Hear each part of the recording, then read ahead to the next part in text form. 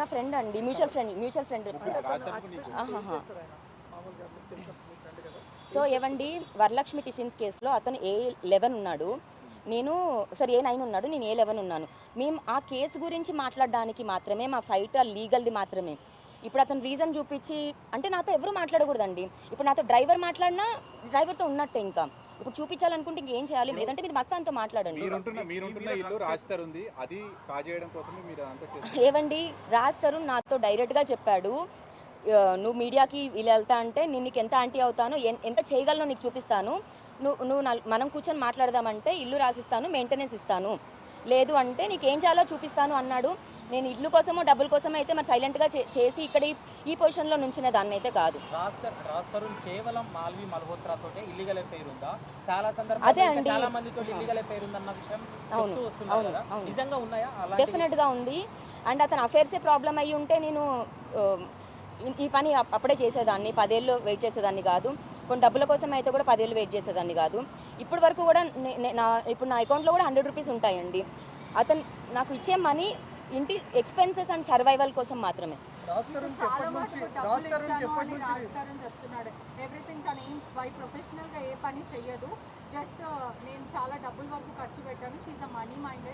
ఇప్పుడు అమ్మాయి అబ్బాయి బయటికి వెళ్ళి పని చేస్తే అమ్మాయి ఇంట్లో నేను చేయాల్సిన దానికంటే ఎక్కువ గొడ్డు చాకరీ చేశాను.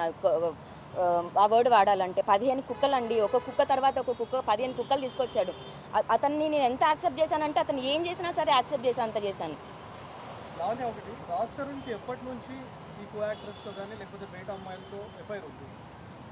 సో టు బీ హానెస్ట్ అంటే నాకు ఇంత జరిగాక నా లైఫే రోడ్డుని పడ్డాక నేను ఏది దాచుకోదలుచుకోలేదు. లవర్ సినిమా నుంచి స్టార్ట్ అయిందండి, 2017-18 అనుకుంటా. ఇంకా అప్పుడే మాకు గొడవలు. అవును ఏవండి, ఖండించడమే. అదే నేను అతన్ని ప్రేమించి తప్పు చేశాను కదా.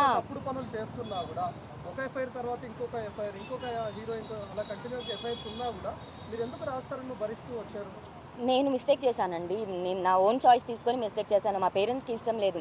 సరే ఈరోజు అతను హీరో అయ్యి డబ్బులు ఉండొచ్చు, మిస్టేక్ చేశాను, ఇంకా వెళ్ళకూడదు అన్న దాంట్లోనే ఉన్నాను.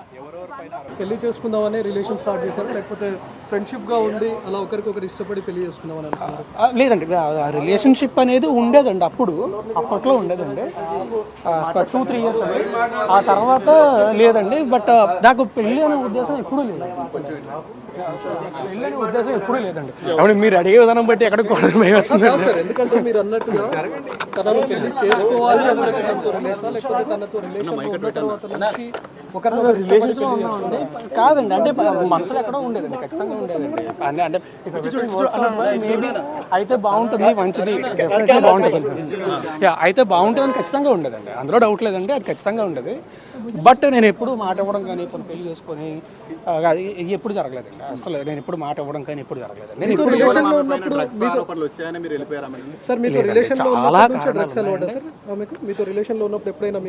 2-3 ఏళ్ళ తర్వాత స్టార్ట్ అయింది.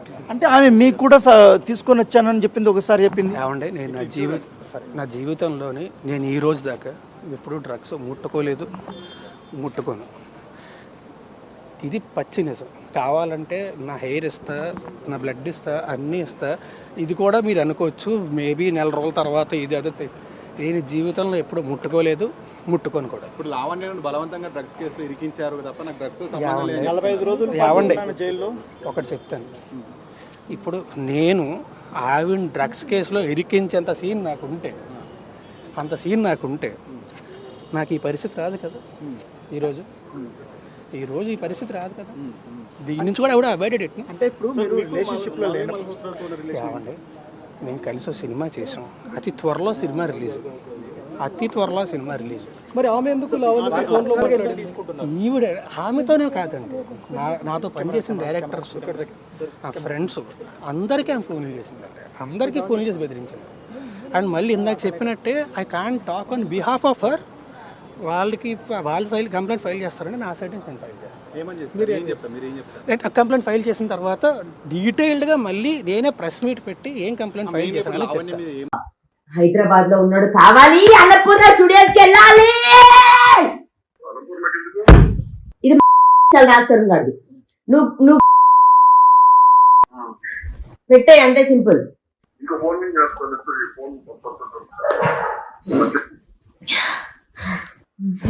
వాళ్ళ ముందు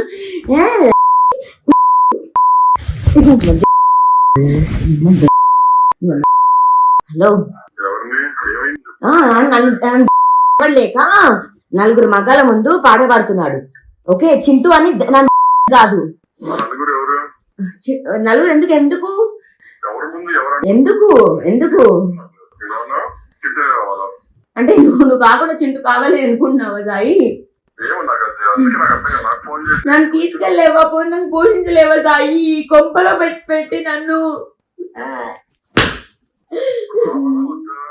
తీసుకెళ్ళిపోయి ఇంటి నుంచి నలుగురు మగాల ముందు నన్ను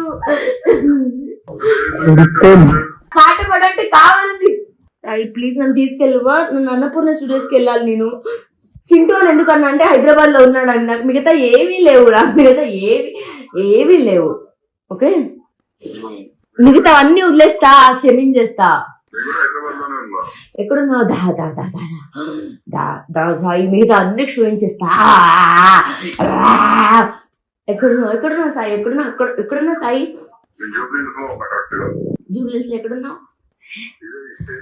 నా స్వామి రంగా సినిమా ఎవరిది డైరెక్టర్ ఎవడో నాకు తెలియదు కానీ నాగార్జున అంట, వాడు బిగ్ బాస్ అంట. వాడు ఇచ్చేదేంటి? నేను ఒక ఉమెన్, నేను చేస్తా. దయచేసి నన్ను ఒక ప్లాట్ఫామ్ తీసుకెళ్ళవా సాయి? హలో ప్లీజ్ నన్ను అన్నపూర్ణ స్టూడియోస్కి తీసుకెళ్ళవా ప్లీజ్? ఫోన్ పెట్టాను. అన్నపూర్ణ స్టూడియోస్ వరకు తీసుకెళ్ళు. ఈ రాజన్ గారి నలుగురు మగల ముందు ఉన్నాడు అడమ్మ నన్ను అన్నాడు. ధైర్యం ఏంటి కదా?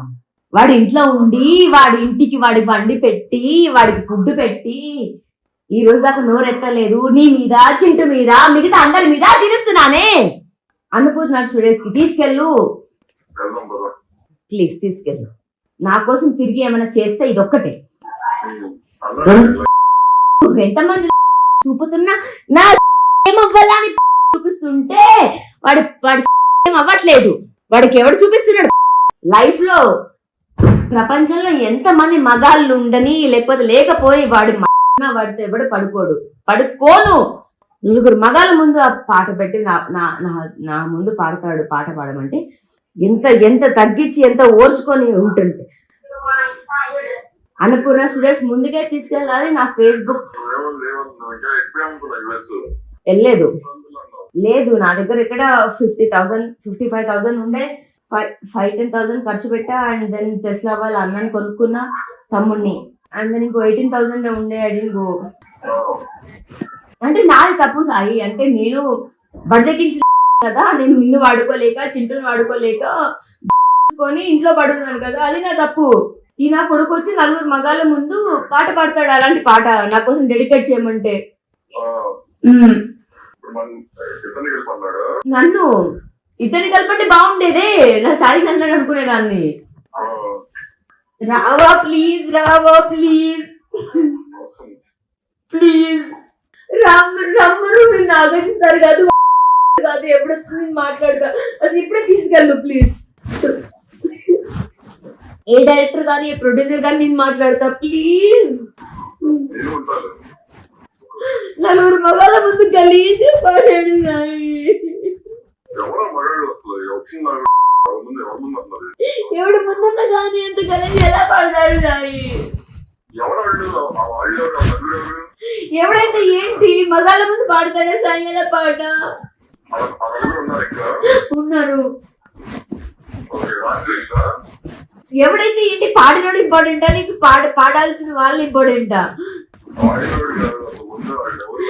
సాయి నన్ను అవమానించిన కూడా ఇంపార్టెంట్ గా. ఈ 12 ఏళ్ళు 13 ఏళ్ళు నాకు ఎవడికి కావాలి వీడి ఇల్లు?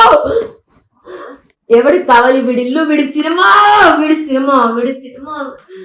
రావా ప్లీజ్, ఒక్క రోజు రాత్రికి నా పక్కన ఉండవా ప్లీజ్, ఒక్క రాత్రికి ప్లీజ్. నేను వస్తా, ఎక్కడ నువ్వు చెప్పు.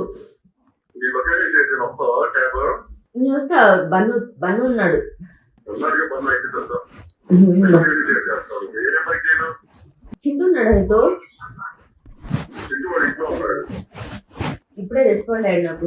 మాట్లాడచ్చు మరి. చింటూని తీసుకొని రానా? చింటూని తీసుకొని రానా? తీసుకోండి.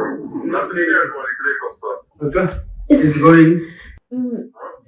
ఏదన్నా కానీ ప్లీజ్ దీని నుంచి బయట ఇవ్వ. నాకు నవ్వలేదు నిజంగా.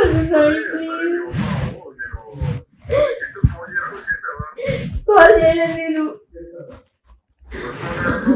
మెసేజ్ చేశాడు. సరే అయితే మెసేజ్ చేస్తే గలీజ్ ఫీలింగ్ కలుగుతుంది. సరే వెళ్తే చింటూ వాళ్ళ ఇంటికి వెళ్ళి వద్దు వద్దు.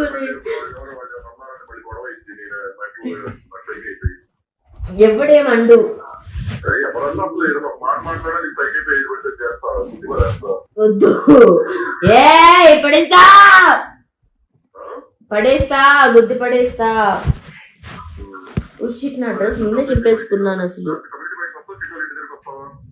నీ వాయిస్ ఏంటి ఫుల్ 2x స్పీడ్ లో వినిపిస్తుంది. 2x స్పీడ్ లో వినిపిస్తుంది. ఒకసారి చింటూ కాల్ కలుపువా ప్లీజ్. కాల్ కలుపు ప్లీజ్. కాల్ కలుపువా ప్లీజ్.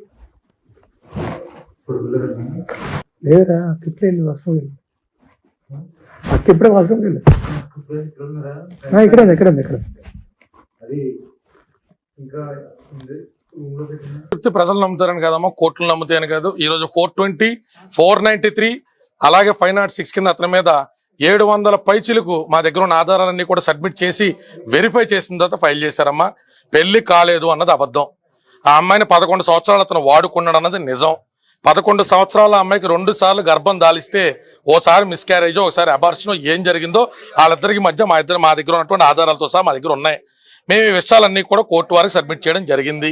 ఆ అమ్మాయి ఎప్పుడెప్పుడు హాస్పిటల్కి వెళ్ళింది, ఎప్పుడెప్పుడు పాపం కడుపు కోతకు గురైంది, ఫాలోపియన్ ట్యూబ్యూల్ రప్చర్ అయ్యి మళ్ళీ భవిష్యత్తులో అసలు కన్సీవ్ అవుద్దో లేదో అనేటువంటి డైలమాలోకి ఆ పెళ్లి వెళ్ళేటువంటి దారుణమైన పరిస్థితికి ఎలా వెళ్ళింది అన్నది ప్రజలకి, కోర్టుకి, అందరికీ తెలియాలి. ఈ అమ్మాయిని అతను వదిలేస్తున్నాడు అని అమ్మాయి బ్లాక్మెయిల్ చేయాల. అతని మీద కేసు కట్టడానికి నార్సింగి పోలీస్ స్టేషన్కి వెళ్ళాల.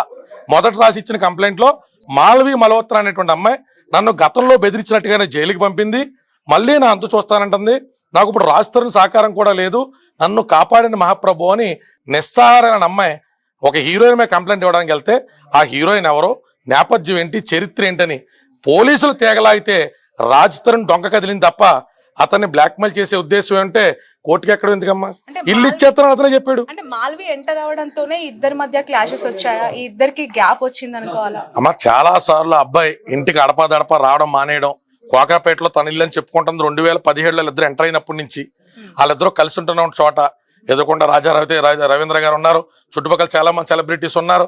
ఈ అమ్మాయి గోవా పోలే నన్ను వద్దంటున్నాడు, నన్ను బాధలు పెడుతున్నాడని చెప్పి లాక్డౌన్ తర్వాత వెళ్ళిపోయి తన వృత్తి తను చేసుకుంటానంటే 4 రోజులు తిరగకుండానే సినీ ప్రముఖులు ఫోన్ చేసి ఆ అమ్మాయిని మళ్ళీ తిరిగి ఇక్కడికి రప్పించారు. అన్ని ఆధారాలు ఉన్నాయమ్మా. సినీ ప్రముఖులు ఎవరు అంటే ఇప్పుడు తనకి కావాల్సింది ఒక సపోర్ట్ అండి. మీ ద్వారా తనకు వస్తున్న సపోర్ట్ ఇండస్ట్రీ నుంచి తనకి రావట్లేదు అనేది ఓపెన్ సీక్రెట్. ఇక్కడ ఎవరు చేసినా చేయపోయినా ఆ పేర్లు ఎందుకు బయటకు చెప్పండి అన్ని చెప్తామమ్మా. కోర్టు పరిధిలో ఉన్నటువంటి అంశం ఇవాళ ఎఫ్ఐఆర్ అయింది కాబట్టి అమ్మా, ప్రతి ఒక్క ప్రముఖుడు ఎవరెవరైతే ఇంటికి వెళ్ళి ఈ పిల్లోండిని వంటలు తింటా ఏళ్లతో ఫోటోలు దిగారో అందరినీ సాక్షులుగా జత చేస్తామమ్మా. అందరూ కోర్టుకి రావాలి. ఈ పిల్ల విషయంలో ఈ పిల్ల మీద తిరిగి నిందేసి మస్తాన్ సాయి అనేటువంటి ఒక క్యారెక్టర్ని తీసుకొచ్చి ఈ పిల్ల విషయంలో ఈ అమ్మాయి ఫాల్స్ కేసు పెట్టింది అని చెప్పి అసలు అఫైర్ విషయంలో మస్తాన్ సాయి అరెస్ట్ అవునప్పుడు కూడా ఈ అబ్బాయి ఫోన్ చేసి డైరెక్ట్ గా మీ ఇద్దరు కాదు, నేను తప్పుగా అన్నాను, తాగేసి మా అమ్మాలతో తప్పుగా మాట్లాడాను, నేను మీ ఇద్దరు ఉన్నారని తప్పదు, మీ తమ్ముడు ఉన్నాడు, మా ఇంట్లో ఉన్నారు, మస్తాన్ సాయి ఒకే ఒక్కసారి వచ్చేళ్ళాడు ఇంటికి, అందరూ చుట్టాలు ఫంక్షన్కి వచ్చాడని ఒప్పుకున్న ఆడియో క్లిప్ కూడా పోలీసు ఉన్నతాధికారులకు ఇచ్చామమ్మా. కోర్టుకు కూడా పెండర్ రూపంలో సబ్మిట్ చేస్తాను. మీడియాకు కూడా వెరీ సూన్ అన్ని రిలీజ్ చేస్తాం. నిన్న ఏవైతే అతను ఎడిట్ చేసినటువంటి ఆడియో క్లిప్స్ ని కావాలని అమ్మాయి ఇమేజ్ టార్నిష్ చేయడం కోసం ఒక 20-30 ఫేక్ అకౌంట్లు పెట్టుకుని ఈ అమ్మాయిని రోడ్డుకి లాగుతున్నాడో అన్ని విషయాలు చెప్తాను. క్లారిటీ ఆడియోలో ఉంది ఖచ్చితంగా లావణ్య గారి గొంతేనా, లావణ్య గారి కాల్ అయినది ఇందులో తప్పేముందమ్మా? ఎడిట్ చేసి అన్నారు. ఎదరా వెనకాతల తెలియనప్పుడు బూతులు తిడుతున్నప్పుడే చెప్తున్నారు అనుకోండి అమ్మా. మరి మేము కూడా ఈ బీర్ బాటిల్ ఇచ్చిన బుర్రలు బాగొట్టాడంటారని అడుగుతాం కదమ్మా. ఆ పిల్ల ఏ నేపథ్యంలో ఎన్ని చేసిందిరా, ఈ రక్తశక్తాలు ఏంటని మేము కూడా అడుగుతాం కదమ్మా. ఆడపిల్ల కింద ఉత్తర బూతులు మాడవు కదమ్మా. నువ్వు చిత్రవదల గురించి చేస్తే ఈ స్థాయి అంటే రాజ్ తరుణ్ చేసిన గాయం ఇప్పుడు ఈ అమ్మాయి కొట్టుకుందని అంటున్నాడమ్మా. ఇప్పుడు వాళ్ళిద్దరు బెడ్రూమ్ లో కెమెరాలు పెట్టినైతే కాపురం చేయరు కదమ్మా. సో ఇవన్నీ ఏం జరిగినాయి అన్నది కోర్టుకు వచ్చినప్పుడు క్రాస్ ఎగ్జామినేషన్ లో చెప్పండి. ఆ పిల్ల ఎందుకు తిట్టింది, ఓ నిస్సారాలు ఆడపిల్ల పచ్చి బూతులు తిట్టుకునేటువంటి పరిస్థితికి ఎందుకు వెళ్ళిపోయింది? ఇంత దారుణంగా ఎలా ఇక చాలా ఉండాలమ్మా. ఇంకా ఇప్పుడు మనం రాస్తారన్న వ్యక్తి మనం ఏదో వచ్చి చాలా క్యూట్ బాయ్ లవర్ బాయ్ చెప్పేసి వెళ్ళిపోయి కదా మీడియా ముందు. ఇంకా చాలా విషయాలు ఉన్నాయి, అన్ని బయటకు తీసుకొస్తాం. ఈ పిల్లతో నువ్వు కాపురం చేసిన మాట వాస్తవా కాదా? ఈ పిల్లని నువ్వు అక్రమ సంబంధం అంటగడ్డానికి ట్రై చేసిన మాట వాస్తవా కాదా? నీతో ఇప్పుడు ఉన్నటువంటి గర్ల్ ఫ్రెండ్ ఈ అమ్మాయిని దొంగ కేసులో ఇరికించే ప్రయత్నం చేసిందా చేయలేదా? ఎవరు ఏ పోలీస్ కేసు కానిస్టేబుల్ ఫోన్ చేస్తే దాన్ని కూడా బొక్కలో ఎత్తామన్న మాట అన్న ఆడియో క్లిప్పులు కానించి ఈ అమ్మాయిని రైల్వే స్టేషన్ నుంచి ఎలా లాక్కెళ్లారో ప్రతి వీడియో కూడా మీడియా కూడా మేము ఖచ్చితంగా రిలీజ్ చేస్తామమ్మా. ఇప్పుడు మీతో మాట్లాడినటువంటి ఏ విషయానికి కూడా ఆధారం లేకుండా మేము మాట్లాడట్లా. ప్రతి దానికి మా దగ్గర ఆధారం ఉంది, ప్రతి వివరణ ఉంది.